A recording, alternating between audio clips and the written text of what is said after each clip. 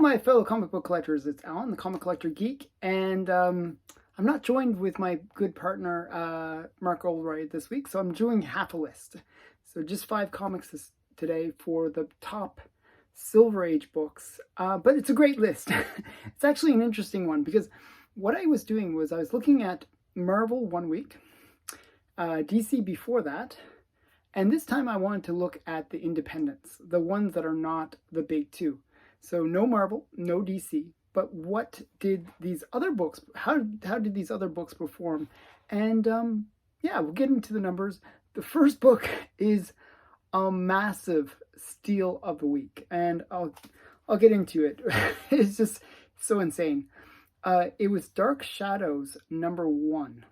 Now this is a Gold Key book from 1969.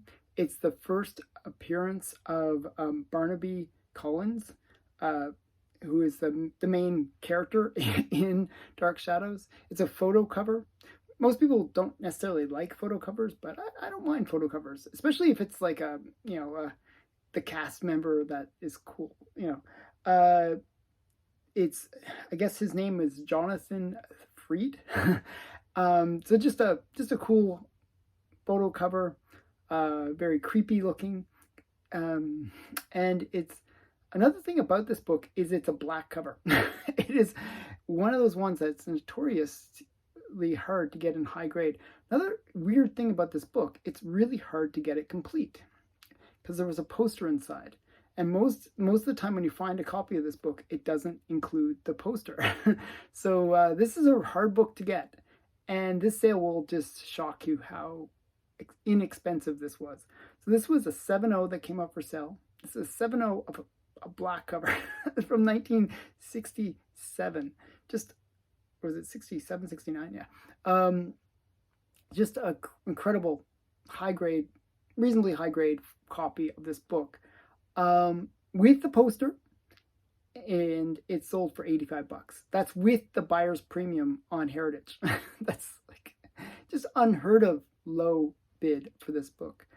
Typically this book sells for, it had a record back in November of 2021 for $384. So this is like a third or almost a fourth of that record.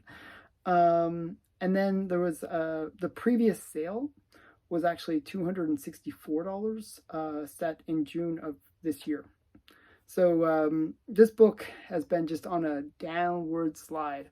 But this is just an insane deal. Like, typically when you see these books on eBay, even in like the really beaten up copies, they still go for about $100. So for $85 for a 7.0 with the poster is a great deal. Okay, there are 149 of these on the census, and 136 of them are Universal Blue Labels. Another thing to note about this comic, it uses John Serta art inside. So it's like photo cover, but John Serta art inside. Another book that uses John Serta art inside is the #4 on the list, Man from Uncle #9. Now, this is a Gold Key, again, from 1966. It's a Robert Vaughn and David McCullen cover. And just another photo cover. It's not a key issue in any particular way, but it is a photo cover. And if you enjoyed The Man from U.N.C.L.E., well, this would be a book that you'd want. This was a file copy that came up for sale, and it was a 9.8. So #1 on the census, and it sold for $660. So big sale for this book. This one doesn't have much sales history. It actually has no sales history at this grade. So it's really hard to judge whether this was a great sale or so-so sale, but I would say it was a great sale. It is the top. There's only one at a 9.8, and this is it. There are 31 of these on the census, and 31 of them are Universal Blue Labels. So just an interesting one, just because it's you can't really judge it by much. It's just it's such a one-off kind of sale. So I guess somebody who collects Man from U.N.C.L.E. wanted a high-grade copy, and fortunately one came up, so they got a really nice copy. Okay, #3 on the list is 4-Color 960. Now, this is a Adele publication from 1958, and it features Walt Disney's Zoro. And it's another photo cover. Not that that is the theme of this week, but it is another photo cover. And it features a Guy Williams, who was the actor that played Zoro in the ABC series. So just kind of a cool photo cover. And it features Alex Toth art inside. Now, this was a high-grade copy again. 9.4 that sold for $990, and it has white pages, which is pretty hard to do from 1958. This is the highest grade for this book. There was actually, and it's the only sale for this book. So again, another one-off sale. But there was a 9.2 that had sold for $660 back in September of 2022. So this is a strong sale for this book. There's not that many of these on the census. There's only 8, and that's it. That all of them are Universal Blue Label. So it's one of those books where I think people will only get it graded if they have a high grade copy of it. And this is the highest grade, which is 9.4. Next on the list is Zap Comics number 0. 0. This is from Apex Comics from 1967. It features the artwork, cover and interior artwork of Robert Crumb. And it is like one of those books that's highly sought after because it is associated with the underground comic scene. And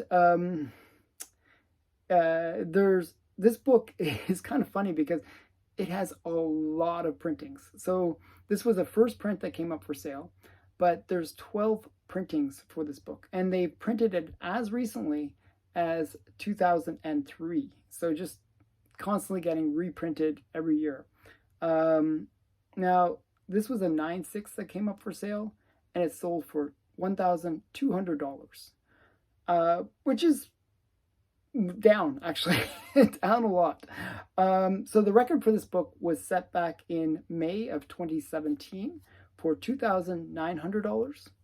And even as back as July of 2003, this book had sold for $2,760. So in 20 years, this book has actually gone down by more than half. And it's just consistently on this downward spiral. But if I was looking at the sales history for this book, in the recent sale history, I guess there's like several copies at this grade. And it seems to always sell for that $1,200 to $1,300 range. So this is within what people are currently paying for this book. But this book is well off its peaks set back in 2003 and 2017. It just hasn't been performing that well. So not a really great long-term investment on this book.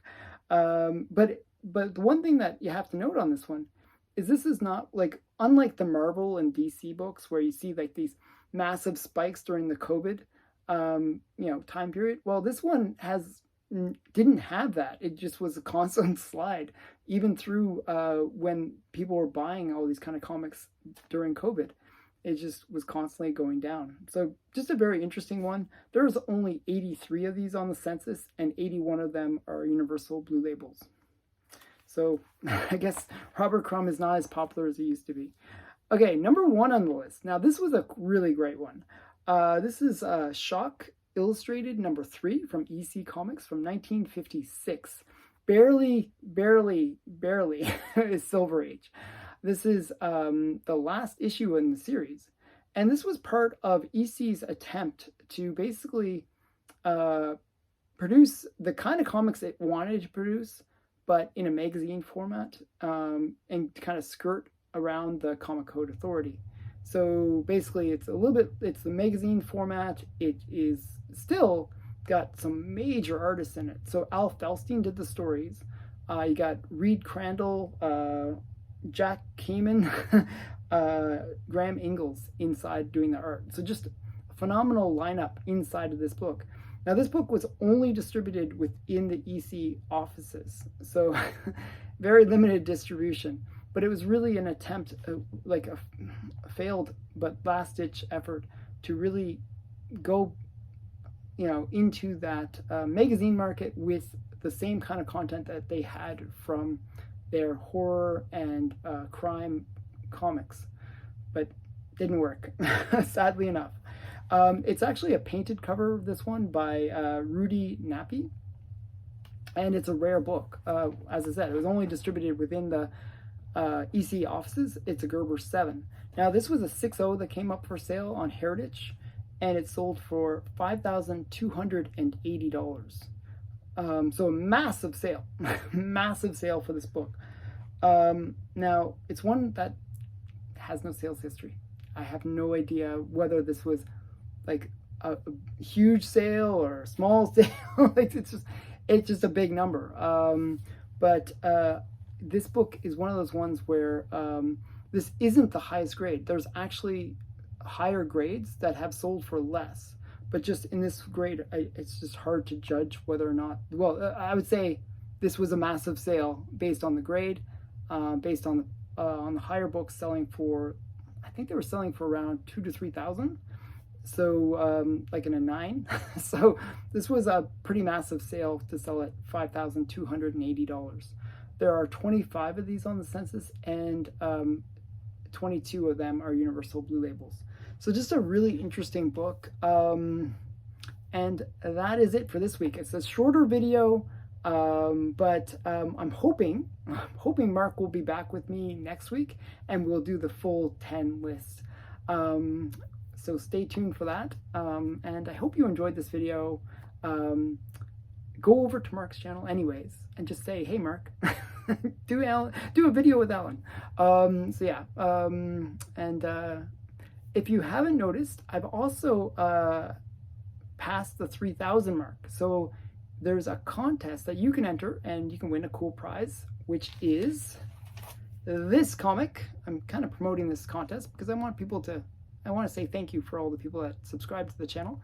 So you can win this comic by going over to the channel that's linked in the description, and just make sure that you're subscribed to the channel, like the video, and comment on it, and you can win potentially that book. So yeah, so do that, go over there and do that. Thanks again for watching. Bye for now.